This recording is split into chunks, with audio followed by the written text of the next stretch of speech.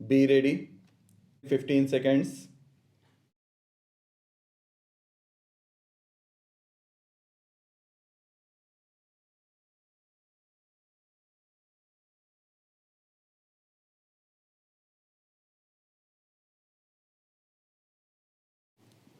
It is true that our educational institutions are fulfilling to a certain extent the first objective of education. The alumni of these institutions are no doubt being acquainted with some part of the accumulated wisdom of the past generations, but the purpose for which such acquaintances is undertaken, that is to say, to awaken and strengthen and make more capable the individual mind, is not being fulfilled. Our young men and women of the rising generation are not found to be shabby of thought. It is true that from these institutions come out now and then some rare individuals whose mind is full alert, awakened, and quite forceful. But I feel that it would not be proper to say, in the name of these few and rare individuals, that our present educational institutions are illumining the heart of man.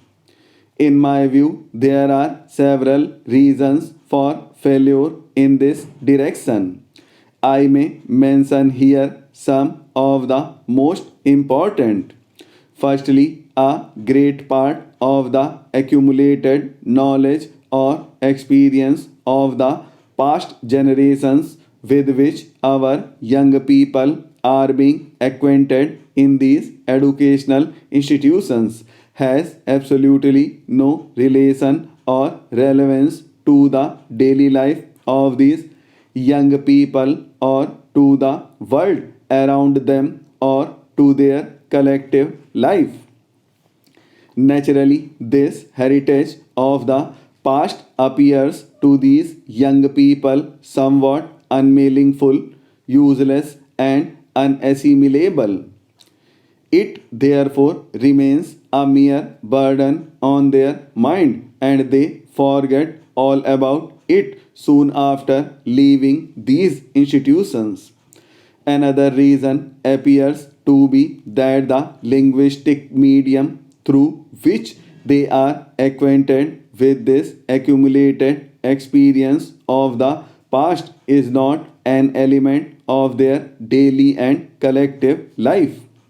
It remains more or less unfamiliar to them in spite of their making all efforts to master it.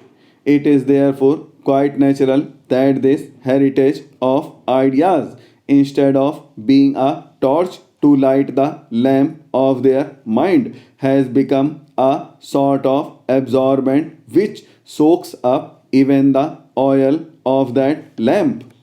Whereas this heritage of the past should have been a lever increasing a thousand-fold the capacity of the individual mind.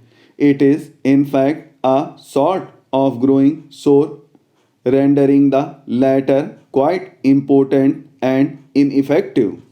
But the story does not end here. Our educational institutions are doing almost nothing to realize the other important objective of education. Our students earn hardly for themselves after education. Even this is not all, finding their labor for years to be quite useless and fruitless for their own life. Many of our youths are becoming victims of blind discontent and anger. They are not able to see a way out. Moreover, they are not even able to acquire a good acquaintance of the heritage of the past with which these institutions seek to familiarize them. In my view, one of the reasons for the fall in the standards of education, of which there is a general complaint today, is that our youths do not benefit at all from the education which is being now imparted in our educational institutions. This poison has not only corroded our individual life but is also now spreading into our collective life. Our present educational system does not concern itself at all with implanting the essential qualities for a collective life amongst our new generation. So, if in this situation our new generation remains devoid of the qualities essential for collective life, there should be no reason for surprise. Indeed, it appears to me that our present educational system does not at all seem to concern itself with the development of those qualities in our youth which are essential for a good collective life. Our present educational system is thus as unbalanced and ill formed as would appear to be a man with a protruding body and skinny feet and legs.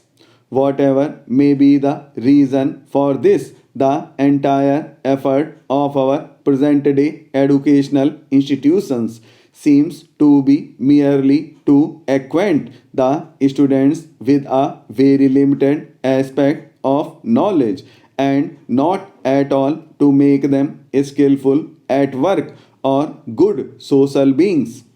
I therefore believe that amongst other efforts necessary in this system, it is also necessary to establish a balance in its objectives. We in this country must decide as to how many scholars and skilled workers we require for our country. It is quite evident that for every age and for every country, both scholars and workers are necessary. But in the circumstances in which our country is placed today, we are in need of a larger number of skilled workers as compared to more scholars. We have to expand our economic production as early as possible so as to meet the needs of the millions of our countrymen. I may also add that amongst the conditions that have to be fulfilled for expanding production are a fairly good standard of health of our people and familiarity with modern economic and industrial organization and process. We have to work right now to realize these three objectives as mentioned earlier. Mr. Deputy Speaker, Sir, I am very happy that the Honorable Member has brought this bill before this Honorable House. Last time in the year 1984, when the same kind of bill was brought here, though was presented at that time, I could not participate in the debate when the Honorable Law Minister intervened while appreciating the spirit of the bill, said that it is not possible for him to support this bill on the ground that if we include this in the fundamental rights in Article 19, then it cannot be enforced at all. He added that we must make a law which is enforceable and there is no use in passing all sorts of laws which are not in a position to implement. That was his line of argument, and I think that was the correct line. I also appreciate the spirit of this bill. We know that this is a gigantic problem in this country. It is most unfortunate that 60 years after independence, we are not in a position to provide jobs to our young people. This is the reason why, in many states, youngsters are attracted to terrorism.